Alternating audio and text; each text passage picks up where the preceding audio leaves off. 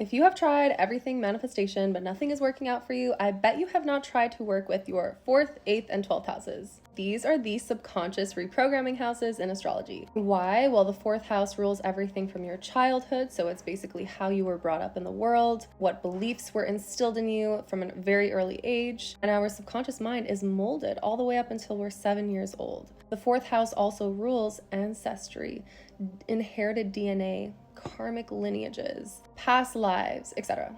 It also governs your nervous system, your safety, your body, and it's basically the emotional software that you inherited before you could even speak. So until this house is rewritten and healed, then you'll always be playing out unhealed childhood wound dynamics in your life. If you feel like you're in survival mode, work really deeply with your 4th house, because your 4th house is basically the pillar of who you are as a human being. It's what will make you feel safe enough to rise to your midheaven. Now, the 8th house is your chamber of alchemy. This holds your shadow contracts, the vows that you have made in pain or in fear that now run your power. The 8th house also holds your deepest fears and paranoias, the things that keep you up at night, the ways in which you're afraid of other people. It also governs boundaries and standards within relationships. So if there's a lot going on, aspects, planets, things happening in your 8th house, chances are you could be very fearful of other people, unless you have a beautifully blessed 8th house with great energy and beautiful aspects being made, etc. But oftentimes people with stelliums in the 8th house have so many different power dynamics and issues with other people. And this is just the nature of that house. It's very powerful. Traditionally, in an Aries rising chart, it's ruled by Scorpio. Scorpio is ruled by Mars and Pluto. Pluto, the planet of power. So either you exert a lot of power over other people, or a lot of people exert power over you. And so the way to work with this house is to really research the energy that occupies it, to see what fears are being instilled in you based on that sign's energy. What are you most afraid of losing?